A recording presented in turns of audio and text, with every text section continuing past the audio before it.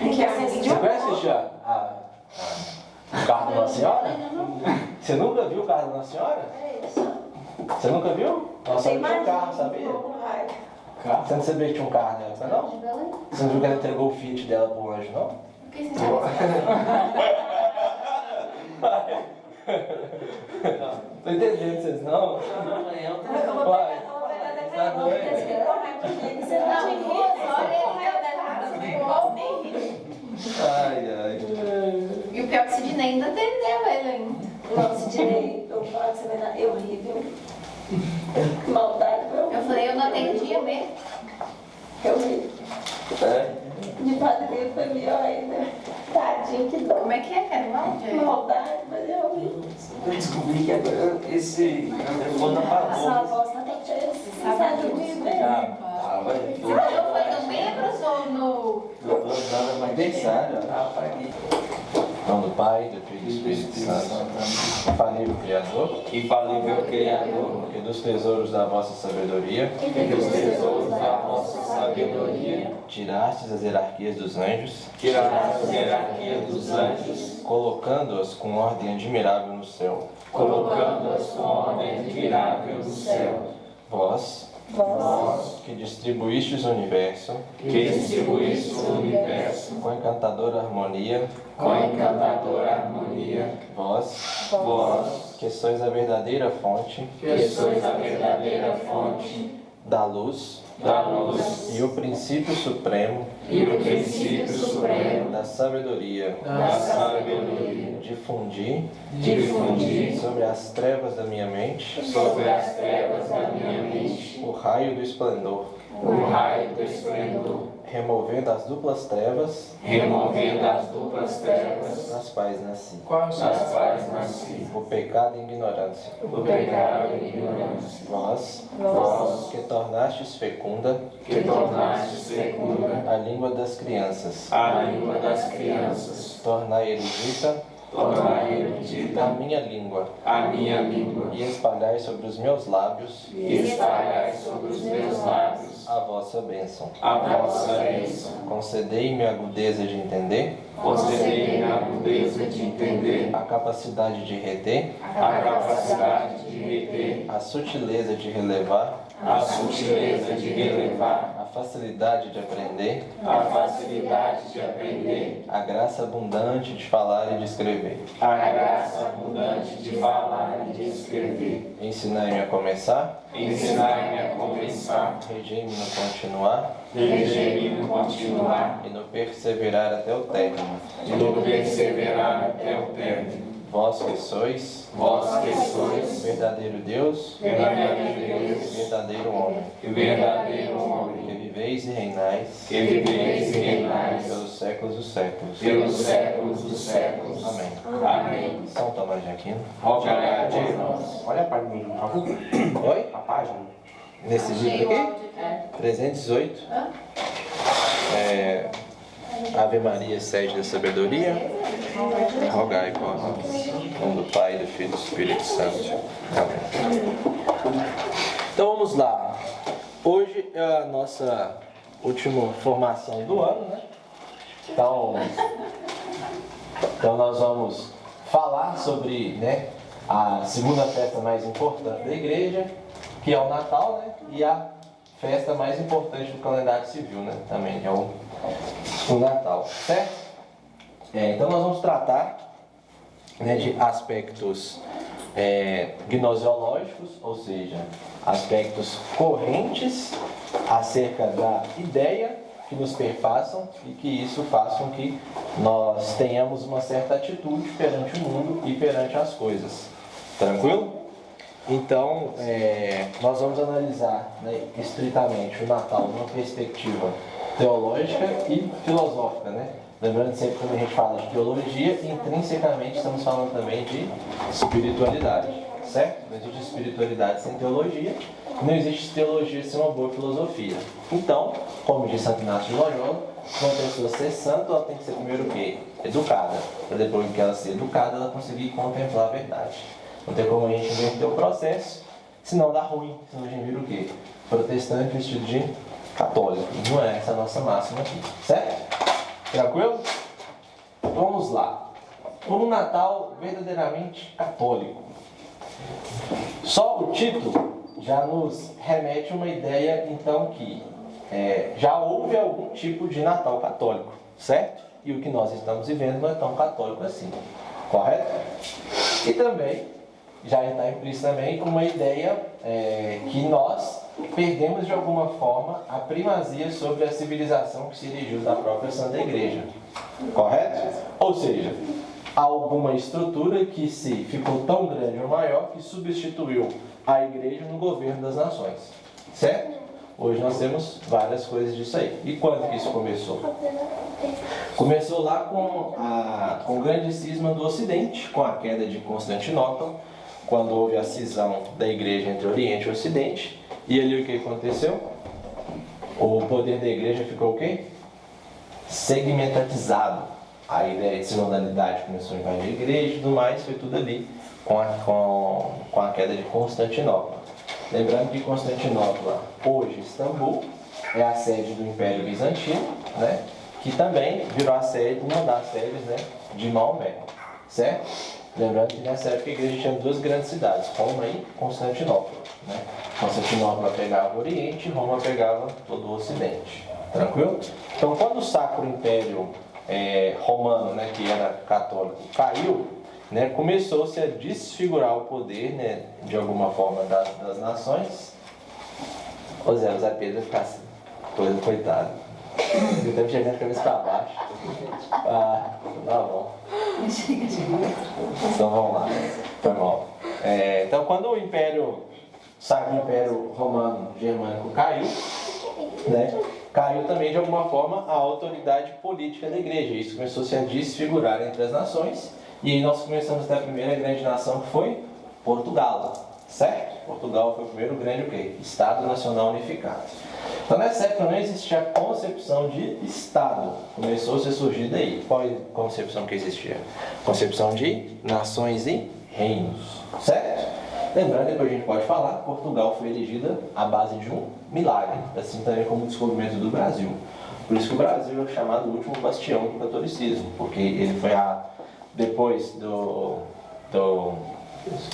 velho continente, foi a nação que foi concebida a partir de um milagre do próprio nosso Senhor Jesus Cristo, né, a Dom Afonso Henriques. Tranquilo? E o que isso tem a ver com essa questão? Tem a ver por quê? Porque quando se trata de Natal, do nascimento do nosso Senhor Jesus Cristo, nós estamos tratando de duas realidades temporais, o poder espiritual e o poder temporal. Quando eu desfiguro o poder temporal, por óbvio, também o poder espiritual também é desfigurado. Por quê?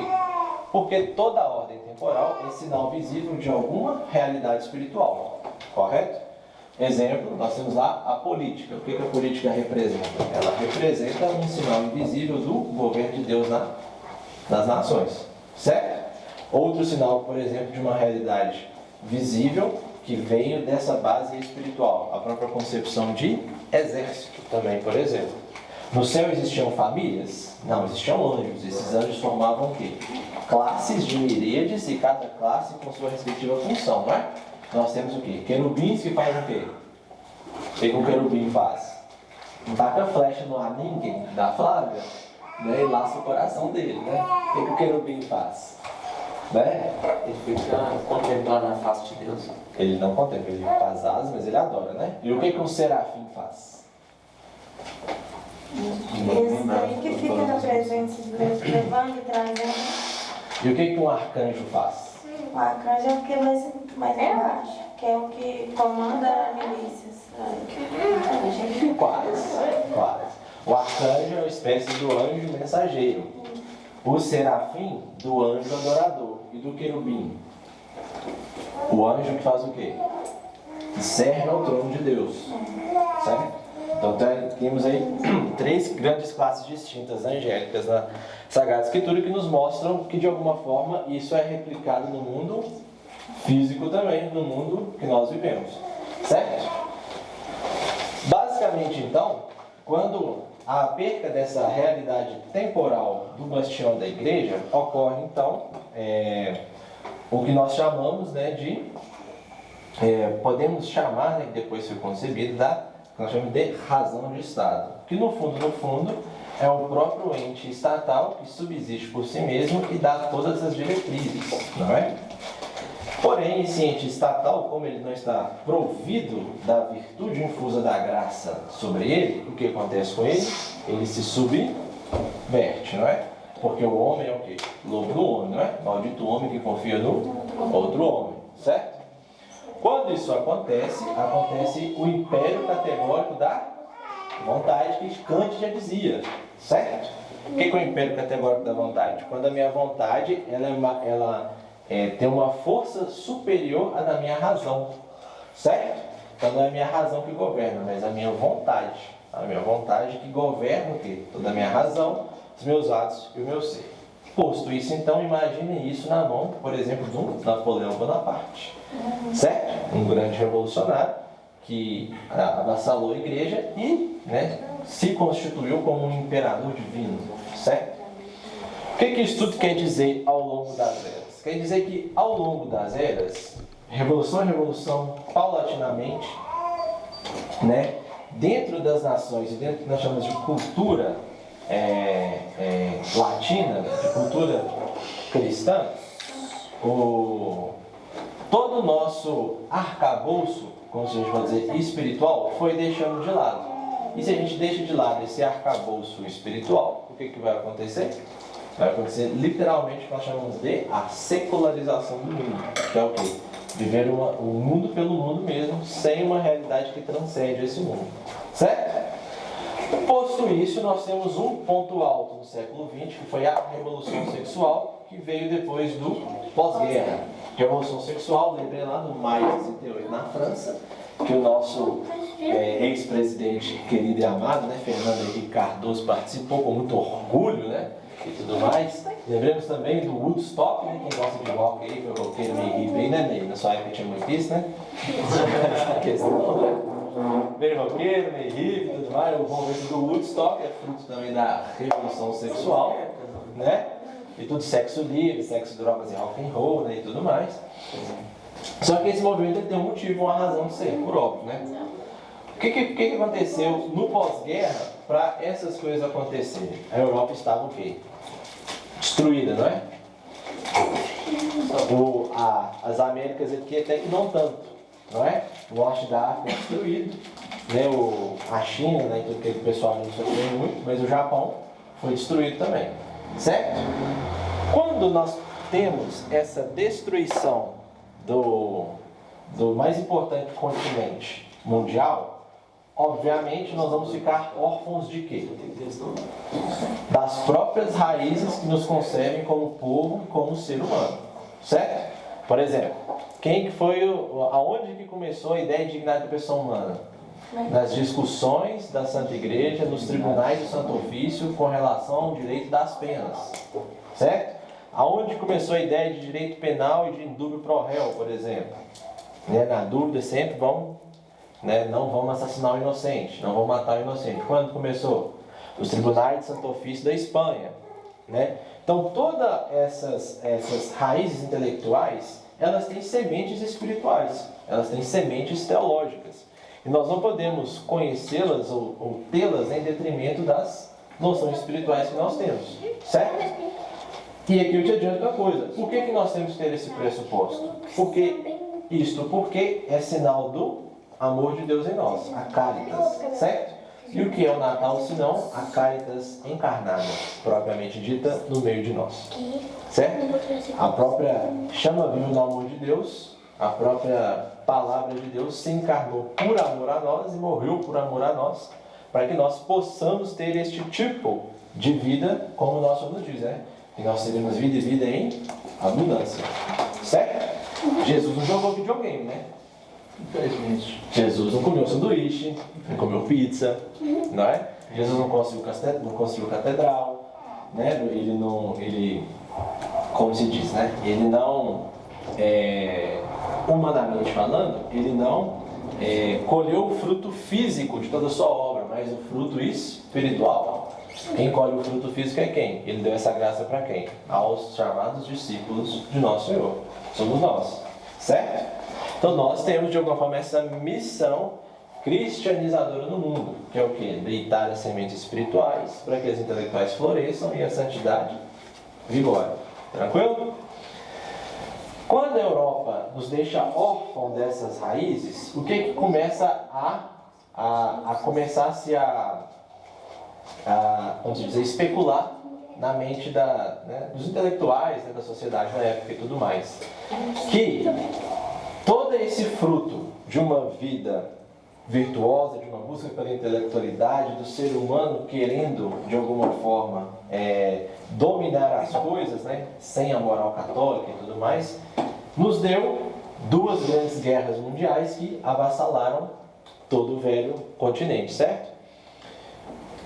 Quando então nós temos isso, nós temos então o resgate de algumas erros do passado que hoje começaram a vigorar como pensamentos certos, em vista, óbvio, do sofrimento que muitos viveram ali, certo? Uma dessas ideias é o chamado hedonismo grego.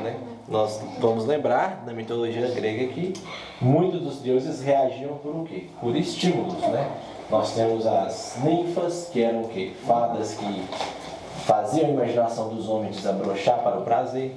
Nós temos, por exemplo, sacrifícios de novos tipos de sacrifício que antes ocorriam na época dos gregos, por exemplo, orgias em templos religiosos que dariam ali frutos agradáveis por exemplo, a Afrodite ou a Apolo, certo? Toda essa mitologia começa a voltar de novo, mas ela não volta como mitologia, ela volta agora como filosofia. Que tipo de filosofia é essa? Que devemos evitar o sofrimento a todo custo e não fazer guerra. Então, por isso, sexo, drogas e rock and roll, certo? Dito isso, junto com essa ideia, essa filosofia, vem também o que nós chamamos começa-se a ter, de alguma forma, novas formas de concepção de controle social e controle estatal. Se nós já tínhamos dois grandes estados totalitários que avassalaram o mundo, agora qual tipo de estado que vai tentar controlar socialmente essas pessoas, para dar a elas o que nós chamamos de o direito à felicidade hoje, a eudemonia, que nós reduzimos ela a uma ação do Estado nas nossas vidas, que nós sabemos que a felicidade natural e tudo mais, ela não depende do Estado promover, mas sim depende do tamanho da minha virtude para enfrentar a realidade que me cerca, certo? Com relação a isso, começou-se a ter essa ideia de que o Estado deveria prover o bem-estar, a felicidade, evitar a guerra, o sofrimento, e aí começou-se a ventilar certos tipos de coisas que antes não existiam. Uma delas é o direito sexual das mulheres, ou direitos reprodutivos das mulheres, que são duas ideias que vêm de encontro com a revolução sexual, que faz com que a nossa vontade fique fraca perante o mundo. Eu não mais ajo por um motivo puramente racional em busca do bem, mas eu ajo por um motivo que me dá prazer a todo custo, certo? E é interessante notar que quando vem toda essa questão e tudo mais, da revolução sexual dentro do pós-guerra e toda essa ideia, é interessante notar que a Disneylândia foi construída no pós-guerra, e é muito interessante porque ela é um retrato fiel do pós-guerra. Por quê? Porque ela é uma cidade sem sofrimento, tudo é diversão. Lá não tem dificuldade, a gente come algodão doce todo dia, entendeu? Não tem cárie no dente, entendeu? Todo mundo ama o Pluto, Mickey, e tudo mais, e quer ficar com eles a vida toda. Essa própria ideia da Disneylândia é um retrato fiel do que viria a ser toda essa mentalidade do pós-guerra, certo? Não apenas no mundo imaginário, mas também no mundo nosso enquanto relação sociológica uns com os outros. Tranquilo? Dito isso, então, aqui a igreja sofre o último grande ataque que vai levar ela, né, ao famoso Concílio Vaticano II, em que a igreja se vê obrigada a reexplicar todas as suas teses de forma não agradável, mas de forma, como se diz, mais entendível para o mundo da época. Porque se a gente for pensar que conceitos, por exemplo, aristotélicos de virtude, eles não conseguiriam articular com os conceitos da revolução sexual, certo? E um desses motivos, né, é bastante óbvio, porque a revolução sexual, ela traz em si no bojo antes o quê? O poder das palavras, né? A mágica das palavras, certo? Por que ela leva em consideração o jogo das palavras? Por quê? Porque são as palavras que dão os gatilhos certos do nosso cérebro e as palavras definem os conceitos que nós usamos. Então, se eu começo a ter o que nós chamamos hoje de a verdade mais plástica, as palavras não têm um núcleo de verdade específico, essencial, elas podem ser qualquer coisa, só aquilo que eu quiser, isso então vai me gerar outros estímulos, né, no meu corpo, que vai me gerar outros tipos de comportamento. Então, por isso que a igreja se vê obrigada a redefinir a sua linguagem para literalmente ir de encontro a esse tipo de nova língua, né, que o Orwell fala, né, que viria, né, no mundo do suposto Estado totalitário. Então, foi nessa tentativa de bater de frente, né, com esse tipo de mentalidade que a igreja, nos documentos, ela redefine muitas coisas, né, e tenta de alguma forma ir bater de frente com isso aqui, certo? Então, a gente tem que lembrar que a revolução sexual, ela não é puramente, né, de movimentos sexuais, pelo contrário, é uma revolução da linguagem, né, que vai mudar a mentalidade, que vai mudar as concepções e visões de mundo, certo? E eles pensavam isso mesmo, eles racionalizar isso mesmo, ou foi algo que aconteceu devagar, ou eu já pensava nessa mudança já? Não, a escola de Frankfurt já pensava, né? Nossa, os caras... É uma ação demoníaca mesmo. Portanto, senhores, senhoras, senhoritas, quando eu mudo então toda essa ética de comportamento, eu estou mudando o que nós chamamos, né, o núcleo essencial de toda a sociedade, que é a família, né? Então eu estou começando a enfrentar a concepção de família. E se eu estou enfrentando a concepção de família, eu estou literalmente falando o quê? Redefinindo o que é o amor, o que é o matrimônio, o que é o homem, o que é a mulher, o que é aquilo que dá sentido às nossas vidas, né? E tudo mais. Então percebam que toda essa articulação, né, tem em si no bojo dela, literalmente, de novo, a perda das raízes transcendentais do nosso ser, para que nós vivamos de estímulos que o mundo nos proporciona, certo? E aqui já começamos a entrar um pouco na esfera espiritual, certo? Então vamos lá. Por que isso é, de alguma forma, uma ação do espírito demoníaco? Então vamos lá. O que é o espírito demoníaco? Vocês sabem? Que não é só o demônio aparecer, possuir a pessoa, né? Aquele negócio lá da Annelise, se não daquela mulher que foi possessa lá, foi um caso famoso. Emily House, né? Não é só aquilo não. Nós a todo instante jogamos com esse espírito demoníaco e por vezes, né, somos por ele, né, também influenciados, certo? Então vamos lá. O que é um espírito demoníaco? Vocês sabem? Ou não? É aquele espírito que já vem com o propósito de como fala, de estar ali o tempo todo com a função de tirar da razão. Sim, mas... É um anjo decaído do princípio, né? Não, eu falo que espírito demoníaco é como se fosse assim, o que faz uma pessoa agir de forma demoníaca, entendeu? Espírito é ânima, lembra disso. Demoníaca, né, quer dizer que é possessão, mas uma ação igual ou semelhante, né, ao do demônio, né? Então vamos lá. O espírito demoníaco, vou só achar aqui certinho.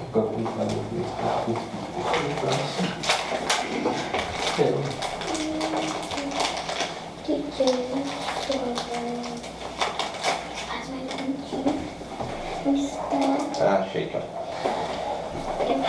Vamos lá então. Vamos fazer uma digressão rápida. Se espírito é ânima, né? O que faz um demônio agir? Além do ódio a Deus, o que faz ele agir? A inveja dos bons, porque ele já não consegue produzir em si nenhuma bondade mais específica, certo? Então, todo tipo de insinuação, acusação, tudo aquilo que é a antítese da cruz de Cristo é uma hipótese de um espírito demoníaco. Exemplo, se a cruz de Cristo é um dom gratuito de sacrifício, qual que é uma ação, ou seja, qual que é uma evidência do espírito demoníaco em nós, por exemplo? Recusar a cruz. Recusar, não a cruz, recusar a caridade ao próximo e recusar a caridade consigo mesmo. Por exemplo, não se perdoando, por exemplo. Por que, de novo, por que o orgulho para Santo Agostinho é a raiz de todos os males? Lembre daquela frase dele. Todo vício tem raiz em si mesmo. Só o orgulho tem raiz no quê? Numa aversão ao bem. Por isso que o orgulho é a raiz de todos os males. Certo? Satanás, tem lugar aqui. Satanás, ele foi orgulhoso, por quê? Porque o fruto da sua revolta tem razão no quê? No bem supremo que subsiste em Deus. Certo? Diferente, por exemplo, se a gente for olhar da mentira. Por que do orgulho provém a mentira? Por que a mentira, ela não precisa da verdade para ela existir? Já pensaram nisso? Todo vício tem raiz em si mesmo, tem um fim em si mesmo. Só o orgulho tem uma raiz no bem supremo que ele de alguma forma odeia. Certo? Careças, você entendeu não? É só você lembrar da queda de Satanás. Ele não tinha motivo nenhum para fazer aquilo, mas ele fez por quê? Porque ele queria o bem que Deus só Deus tem, entendeu? Por isso. Então, uma das ações desse espírito demoníaco, né, que perpassa o mundo, é essas acusações, invejas, mentiras, a miséria, os pobres, a podridão, né? Todas essas questões são... Pode falar. Só vamos falar um pouquinho. A mentira provém do orgulho ou o orgulho que provém da mentira? A mentira provém do orgulho, entendeu? Tudo que há no mundo que faz com que aconteça justamente o quê? A supressão do amor, não é? O que Nosso Senhor fala? Que na segunda volta dele, né, ele talvez não ia achar o quê? Fé na terra, né? E o que João fala? Que Deus é amor, certo? E a falta de amor, então, é a falta de Deus, certo? Portanto, o conjunto de tudo isso, de todos esses vícios articulados, né, e tudo mais, que geram as brigas, geram as revoltas, geram as insatisfações no matrimônio, geram as insatisfações no mundo, as brigas e tudo mais, ela tem raiz, literalmente, nessa ânima, né, que faz com que este espírito, essa disposição ao mal, nos conduza sem por vezes nós percebermos. Por exemplo, uma das coisas muito interessantes que a revolução sexual nos legou e que nós fazemos sem perceber, né, é, por exemplo, o quê? Uma das coisas que a revolução sexual nos legou e que nós fazemos sem perceber ou achamos que isso é normal, é o quê? É o quê? A perca do pudor. Tanto no falar, quanto no olhar, quanto no vestir. Né? Não tem diferença eu ir numa reunião legislativa, ir numa missa, ir no teatro, né? E num casamento. Casamento ainda tem, né? Mas, mesmo assim, muito pouco. Entendeu? Essa perca dessa noção de pudor, no fundo é a perca do quê? Do amor a si e do amor ao próximo. Casamento em partes, né? Hã? Casamento em partes, né? Não entendi. José Cote, né? Ah, sim, com certeza. Isso é muito interessante, que teve eu estava conversando com o Ney, né? Aí, eu não tenho nada contra, viu, gente? No CIPEC, Congresso Conservador, né, e tudo mais, e tinha uma palestrante lá que ela estava indo contra... Cubano, né? não fala o nome não. Ah, sim. Deixa eu, E ela, a luta dela é ferreamente contra o governo cubano, né? E todas as atrocidades, né? E tudo mais, essas questões. Só que eu mencionei aqui, nós já perdemos a guerra e ela não sabe. Por quê? Ela estava num evento conservador de shortinho para todo mundo e falando contra os males da Revolução Cubana. Por que nós agimos assim? Porque nós perdemos as raízes espirituais. A pessoa não concebe o corpo como um templo de Deus, como algo que se revela a imponência de Cristo na sua vida. Ela literalmente faz o quê? Ela usa de discurso para atacar um alvo. A mesma coisa que a esquerda faz, só que agora de sinal contrário. E isso não é ser conservador, isso não é ser de direita, isso não é ser católico, isso não é ser cristão. Isso é uma das coisas, por exemplo. Outra coisa também que a gente se vê A gente fazer. até acaba perdendo um pouco da fé na Maria Santíssima, a Virgem. Sim. E a gente perde o pudor da Virgem. Né? Isso, justamente. Outra coisa que a gente faz sem perceber, que é fruto da revolução sexual. Certo? O que a gente faz que é natural em nós e que fala assim, isso é normal da minha época e tudo mais, que não sei o que, que não sei o que. É o que é?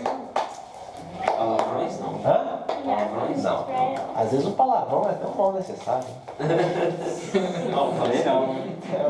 Mas eu falo no sentido assim, mais nessa linha. Não, depende, pessoal. Tudo depende da intenção. Se a sua intenção com o palavrão for realmente não provocar virtude, ok. Aí é errado mesmo. Caso contrário, se ele for de alguma forma dar um susto, um choque na pessoa, ele de alguma forma é válido porque um chamamento da consciência é o que é verdade. Entendeu? Os graus de Por perfeição. isso. É aquela história, por exemplo. Se o único jeito de você convencer um abortista é xingando ele, você não vai fazer isso não. Entendeu? Mas antes da porretada você tem que usar pelos verbais, né? Nós somos civilizados. Usamos o que? A dialética, né? Para lá para ganhar as coisas, né? Então, outra coisa que a gente faz, sem a gente perceber, que é coisa assim, que é muito da nossa época, é literalmente a questão de nos dispormos a algo só para que esse algo nos satisfaça. E isso, por exemplo, é o que mais tem arrasado aí as famílias, não é? Por exemplo, o filho só faz as coisas para o pai para receber o carinho do pai. Não que seja ruim em si, mas as coisas não devem ser apenas para isso. Você só vai no emprego para ganhar dinheiro, não é para dignificar as virtudes intrínsecas em você. Você só vai lá para ganhar seu dinheiro, né? Pronto. Perfeito. E as coisas não são assim, não eram para ser assim. Deus nos deu ócio, foi para o quê? Moralizar e que as nossas virtudes transcendam a tal ponto que revelem o Cristo para o outro. Entendeu? É o interesse pelo ter e Isso. não pelo ser. Justamente. Então, isso são as coisas, por exemplo, eu tenho que arrumar qualquer serviço, que eu preciso ganhar dinheiro, eu preciso dinheiro. Concordo, mas qualquer serviço também não. Né? Por exemplo, a casa é a casa, hein, gente? Então vamos pegar o caso geral. Por exemplo, se em alguma hipótese eu precisar de anular o meu matrimônio para que eu consiga ganhar o pão, ainda que seja lícito é moralmente o quê? Reprovável. Se é moralmente reprovável, então é espiritualmente mal. Então, se é espiritualmente mal, isso me faz o quê? Separar-me de Deus. Constitui aí um pecado. Correto? Tranquilo? E isso, por vezes, é o que a gente mais vê hoje e a gente acha que é normal, né? Enem, por exemplo, é a prova disso, né? Meu filho vai fazer Enem porque tem que fazer medicina e ganhar dinheiro e me dar uma casa boa. Pronto. E não é assim, entendeu? Se a gente não lutar contra toda essa corrente mundana que assola em nós nunca vamos conseguir ser o quê? O sal da terra e a luz do mundo. Né? Porque o sal justamente é diferente do açúcar, né? Ou seja... Entendi o assunto. Entendeu? Nós não podemos ser os católicos do mundo, né? Não precisa também ser sal grosso, né? Então tem que ser, né, sal temperado, uma carne temperadinha, não. Churrascão no fim de semana gostoso, né? Não é pecado, entendeu? É isso aí. Vários troncos aqui assim, Tranquilo?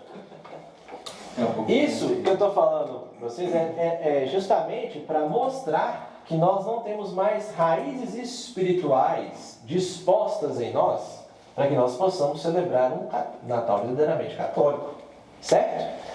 Olhando então a nossa fraqueza, vamos analisar agora então o que é o Natal de fato.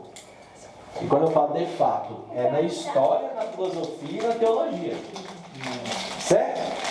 Então vamos lá para o que é o Natal. Como jovem de falar lá de ontem, Natal de Natales, de Christmas, né, jovem? Né, jovem? Isso aí, jovem.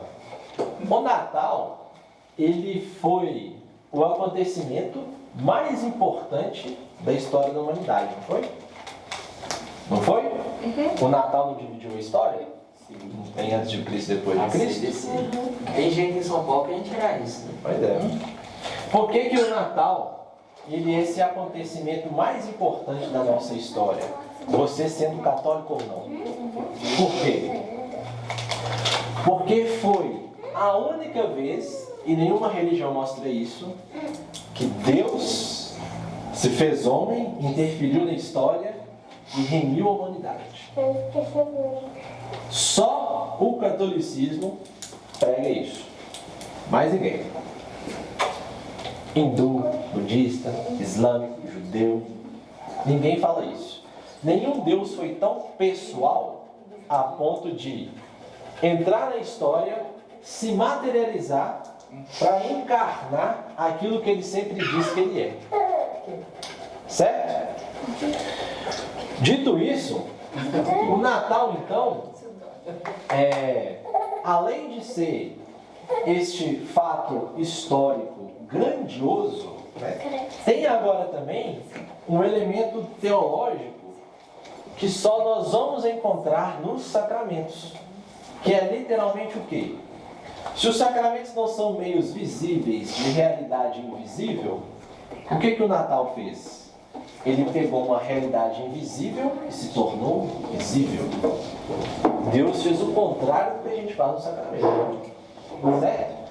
Por isso que o Natal, ele, além de ser um meio de graça, né, ele tem ou seja, ele não só apenas, Deus não apenas plasma em nosso coração o amor a Ele, as virtudes e tudo mais, mas a festa do Natal faz também em nós o quê? O maior ato de Deus conosco, que é o quê? O perdão dos pecados. E por que isso parece ser bobo, mas é a coisa mais importante do mundo? Pensa comigo. Deus é todo-poderoso, não é? Criador do céu e da terra. Ele criou o tempo, Ele criou as coisas, né? Ele criou tudo. Só que nós somos o quê? Seres carnais, temporais, estamos na história, cometemos erros e acertos, e a grande dialética da nossa vida é buscar encontrar Deus, não é? E por vezes nós o ofendemos sempre, por causa do pecado original, correto? Por conta disso, nós então temos uma dívida com Ele, né? Ou seja, nós temos de alguma forma uma falta com Ele. É como se fosse assim, Deus me deu R$1.000 e eu não consigo pagar e estou devendo ele até hoje. Entendeu? Eu não consigo pagar os 1.000 nunca. E é juros sobre juros, o trem só vai aumentando e vira bola de neve e eu não consigo pagar. Certo? O que Deus faz então? Ele visivelmente nos dá um sinal no tempo de que Ele está fazendo o quê? Remindo-nos das nossas faltas e dos nossos pecados. E o que é essa remissão? Se Deus é o Todo-Poderoso, algum mal pode ser maior do que Ele? Não. Certo? Então nenhum pecado mais que ofenda a Deus, ele vai ser maior do que Deus. Certo? O que Deus faz então com o Natal? Ele dá o sinal da esperança, que faz o quê? Apaga os nossos pecados. O perdão dos pecados para Deus, então, é o quê? É como se você nunca tivesse feito nenhuma falta diante de Deus. Esse é o poder que só o catolicismo prega. Por que é o poder do perdão dos pecados? Alguém pode perdoar o pecado? Alguma criatura? Algum anjo? Só Deus, não é? Então ele é todo poderoso, então, que é aquilo que Isaías diz, que ele faz o quê? Joga no lago do esquecimento o quê? As nossas faltas verdadeiramente o quê? Arrependidas. Não é? Deus, então, ele literalmente apaga tudo, toda a nossa morte original, todos os nossos atos, as nossas blasfêmias, nossos adultérios, nossas mentiras, nossas raivas, nossas iras e tudo mais. E é como se isso para ele não fosse mais impedimento para a gente acessá-lo, para a gente o quê? Conhecê-lo, para a gente o quê? Amá-lo. Tamanho é o perdão dos pecados, tamanho é essa grandiosa graça que ele nos concede, que fruto da sua justiça é literalmente o que em nós? É o que? Qual é o sinal dessa graça em nós? Fruto desse perdão dos pecados. Conversão. O dom da vida. Nós só vivemos porque Deus nos quer amar e quando Ele nos encontra, nós o queremos amar a Ele com todo o nosso coração, desejo, com tudo aquilo que Ele é. Certo?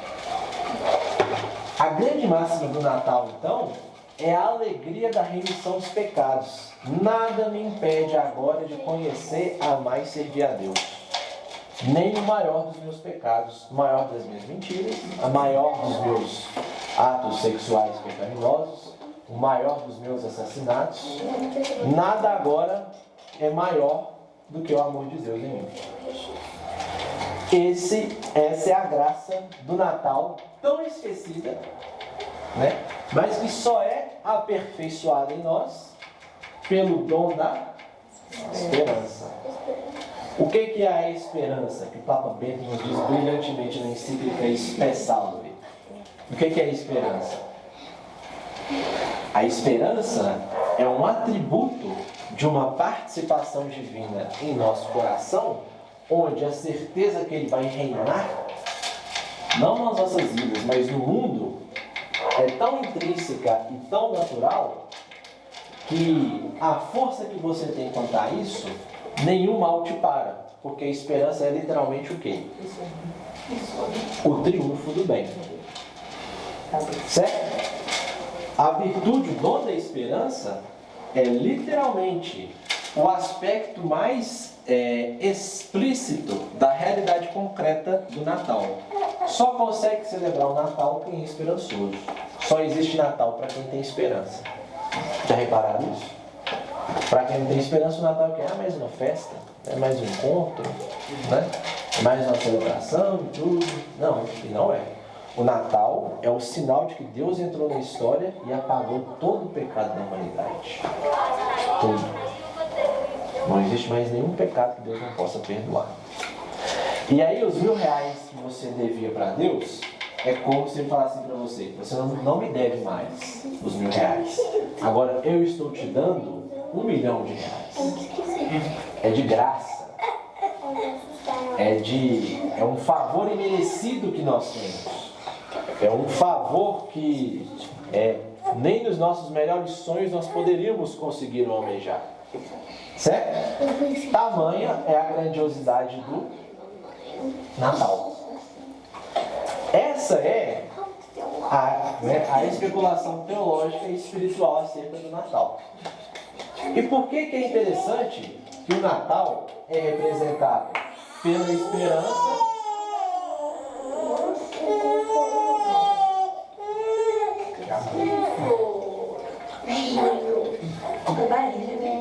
Por que o Natal ele é representado, ele é, no caso, aperfeiçoado pela esperança, e por que ele é de alguma forma simbolizado como se fosse uma criança? Por quê? Por quê? E aqui nós vamos começar a conhecer a Nossa Senhora do Ó. Vamos pensar aqui agora. Primeiro então, por que tem o título de Nossa Senhora do Ó? Por quê? Quem sabe ou não? Maria teve pecado original? Não. Então ela teve dores de parto? Não. Então quando ela concebeu Jesus, ela gritou de dores ou ela congratulou de alegria? Por que é Nossa Senhora do Ó? Porque no canto gregoriano, o Ó é o quê? É o espanto e o maravilhamento do quê? Da perfeição divina contemplada com os meus olhos. Tá vendo? E o que ela tem a ver com a Nossa Senhora da Luz? O que ela tem a ver? A Nossa Senhora da Luz espera, traz a luz do mundo. Sim.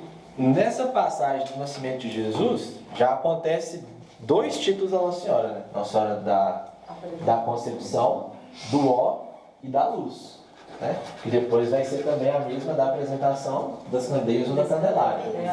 Entendeu? Por que esses 2 títulos já estão aqui no nascimento de Jesus? Porque o pecado é sempre representado pelo quê? Pelas trevas, pela dor, pela tristeza, não é? E a luz é representada pelo quê? Pela alegria, pela esperança, como se diz? Por aquilo que de mais me impressiona e sem isso eu não consigo viver nem enxergar. Certo? Então Nosso Senhor, como a luz do mundo, e por ser uma criança, qual que é a relação de esperança, criança e luz?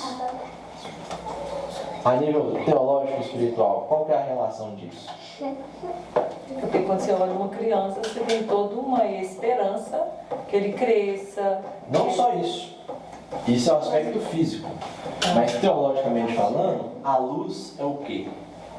Da razão, da sabedoria. A luz é a participação da inteligência divina no seu intelecto.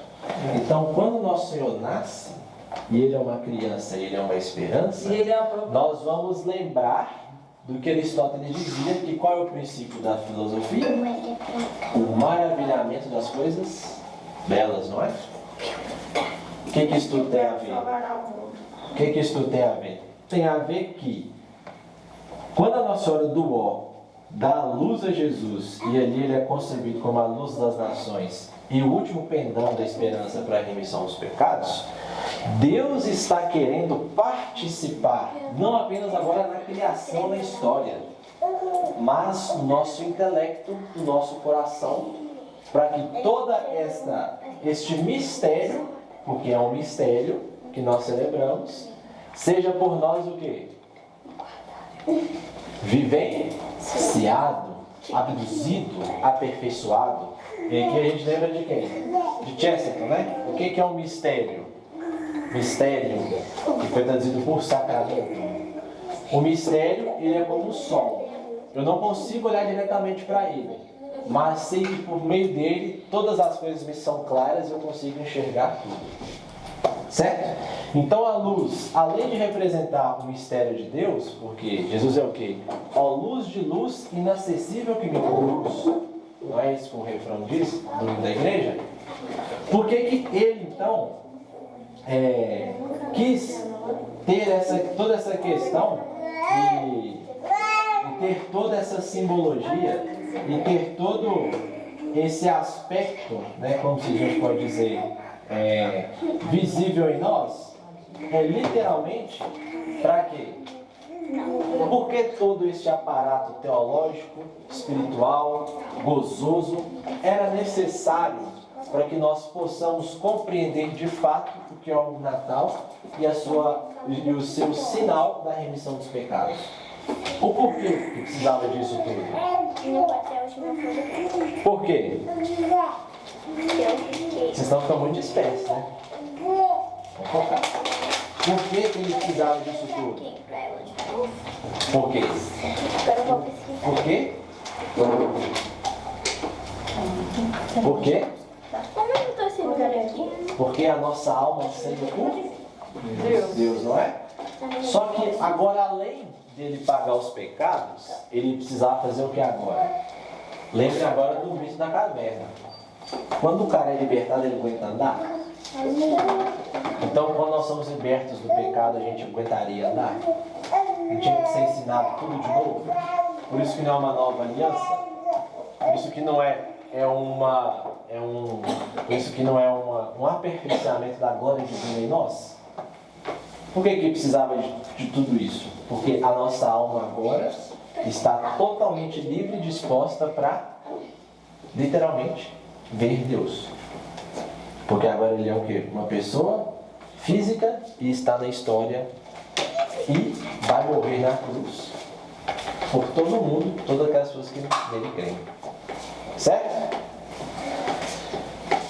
Dito isso, isso é toda a problematização teológica, filosófica que temos no Natal. Que quando a gente vai na missa, né, na igreja, a gente não sabe nada. A gente não sabe o que a gente faz, né? Não sabe por que faz procissão como em Jesus, como por exemplo, né? E por que a gente tem que lembrar que todo esse aparato espiritual, teológico, ele vem de forma humilde e simples? Por quê? Porque Deus necessariamente precisaria ser acessível para todas as pessoas, de todas as idades, de todas as épocas, não é? Então ele precisaria ser o mais simples possível, certo? Porém, essa simplicidade não quer dizer a ausência de toda a sua potência, toda a sua glória divina, não é? Dito isso, então, a simbologia de Nosso Senhor, né, numa manjedoura, numa choupana, por que é igual ou semelhante ao mito da caverna? Por quê? Sim. Por quê? Quando o cara sai do mito da caverna e encontra a luz, ele consegue enxergar? Não. Porque a luz é muito forte. E só depois de um tempo ele consegue, não é? Nosso Senhor faz o contrário. A luz, ela não vem forte de uma vez. Ela é progressiva, gradual. Por isso que o nosso coração tem que ser tão simples e humilde para quê? Porque se nós não conseguimos receber as coisas pequenas, como vamos receber as grandes? Certo? Então, o paradoxo aqui do Natal com a caverna de Platão é literalmente esse. Imagine que nós somos aquele prisioneiro da caverna, que quando a gente está criando força para andar em direção à luz, ela não vem de uma vez em nós. Ela é como se fosse gradual e ela vai nos guiando e ao mesmo tempo nós vamos tendo o quê? Força para enxergar o mundo e encará-lo da melhor forma. Certo? Por isso que a conversão, ela é comparada ao quê? A um nascimento. Certo? Por que ela não é comparada a uma idade adulta, a plenitude, né, da idade humana? Por quê? Por que ela é comparada a isso? Porque ela tem que ser humilde assim como foi o Senhor dela. É, por isso que Jesus, naquela conversa com Nicodemos, fala que necessário vos é nascer de novo, da água e do Espírito. A água simboliza o quê? Batismo. Não só o batismo, a purificação do mundo em direção a Deus. E por que o batismo? O sinal visível dessa realidade de Deus no seu coração. Entendeu? Porque se ele fez isso tudo, fez esse sinal da redenção, aí já é uma outra formação. Aí ele usa dos sacramentos para quê? Para infundir na realidade física concreta todos esses meios de graça que ele conseguiu. É como se fosse assim, ó, a graça fosse um rio e os sacramentos fossem o quê? Os diques que dá nesse rio. Entendeu? É mais ou menos isso. Porque se a graça vier de uma vez, ninguém aguenta, entendeu? É complicado. Por isso. Entendeu? É tenso. Certo? Alguma dúvida até aqui? Não? Então nós vamos celebrar o Natal agora de forma diferente, né? Forma espiedosa, o esplendor da verdade, que é aquele bebê. Então, ao mesmo tempo que não é um bebê, é um rei. Ao mesmo tempo que é rei, ele quer entrar no meu coração. Ao mesmo tempo que quer entrar no meu coração, ele se faz carne, né? Ele se faz vivo numa hóstia consagrada. E essa hóstia eu tenho que consumi-la, porque assim como ele me consumiu, eu devo consumi-lo. E assim nós possamos fazer o quê? O que todo padre fala na missa e que nós sempre fazemos. Jesus nasceu no coração, sim ou não? Eu estou escutando isso tem 2 fins de semana. Como que Jesus vai nascer no coração se o coração não se abre ao esplendor da verdade? Impossível. Impossível. Se a nossa alma precisa se maravilhar com aquilo que é belo em Deus, alguém tem que nos mostrar aquilo que é belo em Deus. Certo? Por isso nós estamos aqui, nós, reunidos, povo eleito de Jesus, para quê? Tentar o quê? Amá-lo da melhor forma. Vocês dois aí.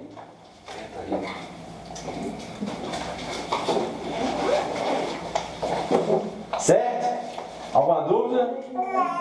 Ok. Passemos então a essa radiomensagem de Pio XII, que trata muito dessas coisas aqui, que ele fez lá em 1952, na vigília de Natal. Né? O que Pio XII fala disso? Nessa radiomensagem.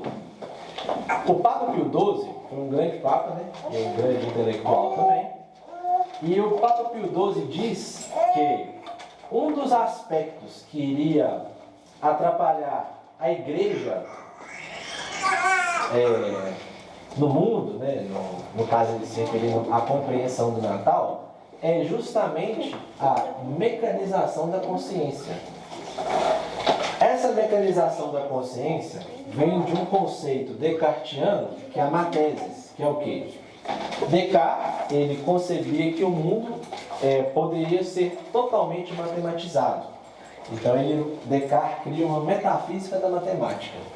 Ele, por exemplo, começa a especular como se Deus fosse matematicamente possível ser resoluto, né? O que é impossível.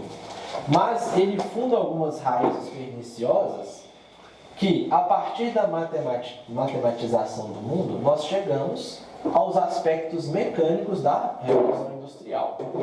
Certo? E nós temos que lembrar que a Revolução foi chamada de Revolução porque ela mudou a ordem temporal, certo? Se ela mudou a ordem temporal, ela começou a fazer com que certos tipos de ideias e comportamentos em nós começassem a ser traduzidos como comportamentos transcendentais ou espirituais. Por exemplo, a ideia de que o acúmulo de riquezas é uma bênção de Deus. Certo? Isso é uma ideia puramente da Revolução Industrial, que é o que nós católicos criticamos muito Marx Weber na Ética Protestante do Espírito do Trabalho. Porque quando ele fala que o trabalho dos protestantes ele era mais bem executado, porque eles conseguiam mais riquezas, né, é rechaçado nesse ponto por nós católicos. Por quê? Porque o ganho, o lucro, né, como se diz, a riqueza, ela não é em si um bem espiritual, um bem transcendental. Muito pelo contrário. A riqueza, ela é um sinal da responsabilidade. Que responsabilidade? Que você pode, pela providência divina, ter um tipo, né, uma quantidade ou algo que você consegue, de alguma forma, traduzir um seio de bondade naquilo. Por quê? Porque um trabalho em si, ele não é divino, correto? O trabalho em si, ele não é divino. O que torna o trabalho divino? É o que eu falei antes. É a aquiescência e a execução das virtudes no trabalho. É isso que o torna divino. Mas o trabalho em si, ele não é divino. Certo? Em alguma medida. Aí você pode estar mais Adão trabalho. O trabalho de Adão era contemplar a Deus. E a partir disso ele organizava o mundo. É diferente do que nós temos hoje. Alguém que contempla a Deus. Se contemplar, tem um santo aqui. Então, ou vocês são os profetas do Apocalipse, ou então nós estamos fodidos. Porque essa santidade sua aí está muito calesenta, né? Então, certo?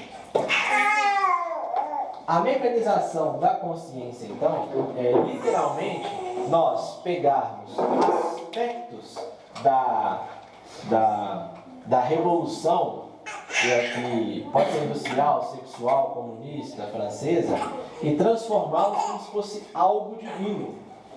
Certo? Isso daqui é o que Pio XII está falando nessa radiomensagem condenando. E era o que ele falava que isso ia entrar na igreja e ia afrontar os mistérios e os sacramentos de Nosso Senhor na Santa Igreja Católica. Por quê? Porque nós, infelizmente, temos a parca ideia hoje, né, que ir na missa é obrigação. Por exemplo, assim como ir no meu trabalho é uma obrigação. É penoso ir no trabalho, né? É penoso acordar cedo e trabalhar. É penoso, né, eu também acordar cedo e ir na missa. Certo? Isso é fruto do quê? De uma perca da sacralidade do que é uma ação de Deus na história e uma elevação, daquilo que é puramente humano como se fosse divino. Certo? Essa mecanização da consciência, então, vai me gerar o que, por exemplo, que o Natal é diametralmente oposto. Ele vai me fazer entender e compreender que as coisas grandes e portentosas são as melhores em detrimento das humildes e simples. Exemplo. Muitos têm saída, viu, gente? Mas outros não. Eu tenho que ir à missa de Natal na catedral. Por que não pode ir numa outra paróquia? Não, porque na catedral é grande, ela é bonita, que não sei o que, que não sei o que. Ok, problema nenhum. Mas o que eu quero atacar aqui é justamente o seguinte. É a ideia de que só tudo aquilo que é portentoso, esplêndido, é um sinal, é um sinal da sacralidade da coisa em si. E não é. Muito pelo contrário. Às vezes Deus pode ser encontrado o quê? Na paróquia da sua esquina, né? Da forma mais humilde que você nunca imaginou. Certo? Você pode encontrar, ter um encontro pessoal com o nosso Senhor Jesus Cristo, né? Dentro do seu quarto, sozinho, rezando e olhando o crucifixo, como já aconteceu com muitos santos. Entendeu? Então, toda essa mecanização da consciência faz literalmente o quê? Um esvaziamento do conteúdo espiritual da mensagem natalina. E agora o Natal passa a ser o quê? Ho, Papai Noel. Entendeu? Feliz Natal com cola. E não é assim. Certo? Quando isso invade o nosso imaginário, nós já começamos a ter a ideia de Natal como o quê? Eu vou jantar com a minha família, vai ter amigo oculto, eu vou ganhar presente. E a missa, tem que ir à missa também. Esse tem que ir à missa também já é fruto dessa mecanização da consciência. Você não está mais habituado às coisas celestiais, mas àquilo que é puramente o quê? Humano. Entendeu? Dar presente é errado? Não. Mas Jesus pediu pra gente dar presente. Jesus pediu pra gente ajudar os pobres. Diferente. É o que o Papa Pio XII vai atacar aqui nessa rádio conferência. O Natal não é uma troca de iguais. É uma troca de desiguais para que os desiguais possam ser mais iguais. O que ele está falando? Ele está atacando o quê? A segregação E há toda essa mecanização, porque lembrem que ele está numa época em que a igreja começou a ser atacada como o quê? Como aquela que é grande, poderosa, mas não faz nada pelos pobres, e muito pelo contrário. E aí ele começou a fazer o quê? Mais ainda do que a igreja fazia. Ele que começou a fundar as conferências nacionais e as academias vaticanas para justamente oferecer de forma cada vez mais gratuita e caridosa o quê? As benesses da igreja, o conhecimento, as riquezas e tudo mais. Foi o Pio XII que começou a fazer isso. No caso, as testemunhas de Jeová, elas são proibidas de comemorar, né? Natal, Mas eles consideram o Natal como uma maldição. Até aniversário são eles são proibidos mesmo. Mas eles têm consciência dessa realidade de questão do financeiro, de ter tirado do excedente, ou é por algum outro motivo? Não tem não. A maioria dessas seitas aí, tudo não tem noção disso. É por isso que você falava essa mecanização, e por isso que muitas pessoas vão à missa dia 24, né, para poder exibir a roupa nova, mas para poder. Tipo, Também.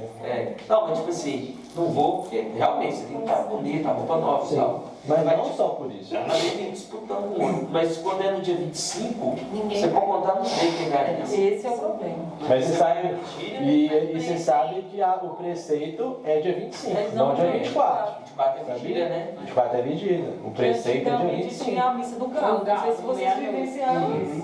Sim. Carmelo também. No meu caso é isso. A missa do lugar galo do Carmelo é outro horário. Não é missa do galo igual a Agora é 9 horas. O padre Antônio Cristo, quando ele celebrava, ele já avisava o povo, ó. Vocês têm que ir a 24, mas amanhã também tem que vir. É porque a solenidade é dia 25. Entendeu? O dia 24 é só. Igual a vigília pascal, né? Quem vai na vigília pascal não vai na Páscoa. Isso. Enfim. Então, esse processo de mecanização da consciência, que é fruto dessa matematização de Descartes, por que é fruto dessa matematização? Porque eu estou quantificando o mundo, tá vendo? Eu não estou qualificando o mundo. Eu estou apenas colocando a quantidade em detrimento da qualidade. E isso é o que, né, a gente sofre muito também hoje, que é justamente aquela questão assim, como se diz, quem tem mais prevalece com quem tem menos. E muitas das vezes as coisas não são assim, né? Tanto é que um dos princípios da justiça, né, lá nos tribunais é justamente isso, né? O quê? É você igualar todo mundo, pode ser o Bill Gates de um lado e você do outro, eles vão ser julgados da mesma forma. Pelo menos a princípio era pra ser assim. Mas é mais ou menos essa questão. Então, a mecanização da consciência, elencada por Pio XII, é literalmente o fruto, não o fruto, né? Mas a gente poderia dizer assim, ela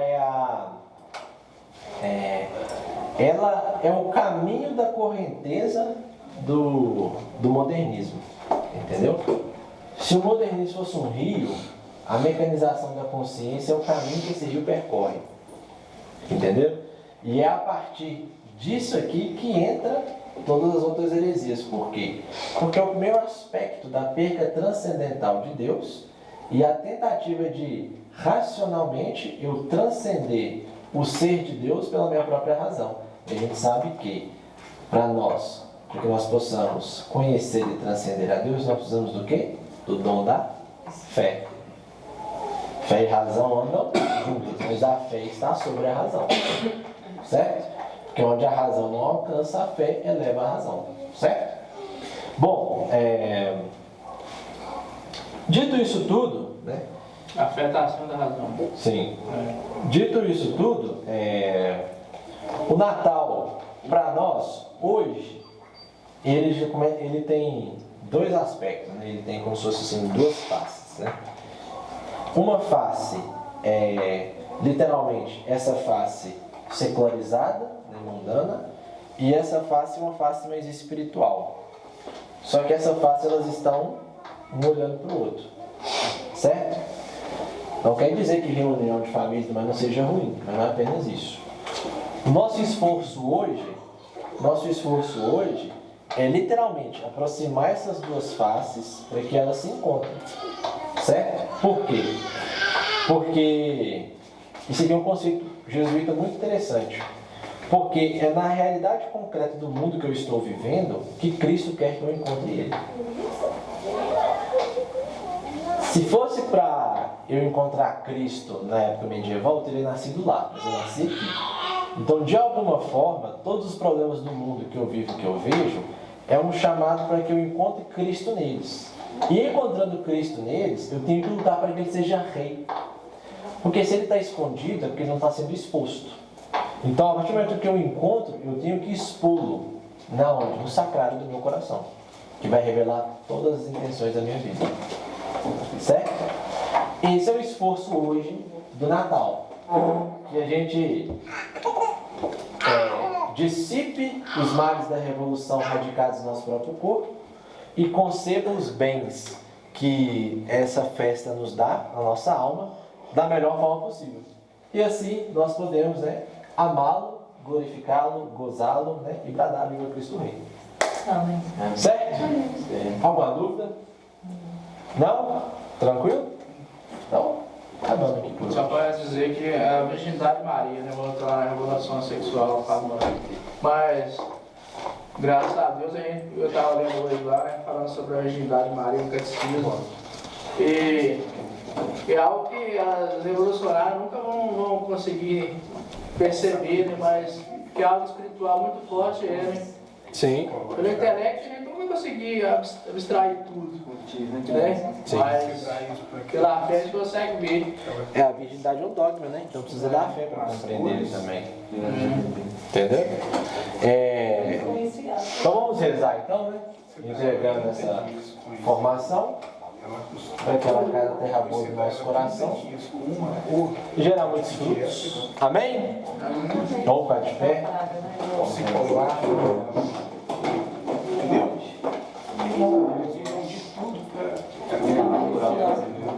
Em nome do Pai, do Filho e do Espírito Santo. Ave Maria, cheia de graça, o Senhor é convosco. Bendita sois vós entre as mulheres. Bendito é o fruto do vosso ventre, Jesus. Santa Maria, Mãe de Deus, rogai por nós, pecadores, agora e na hora da nossa morte. Amém. Nossa da luz, Rogai por nós, iluminai-nos. Jesus, nosso humilde coração. Fazer o nosso coração semelhante ao vosso. Viva Cristo Rei!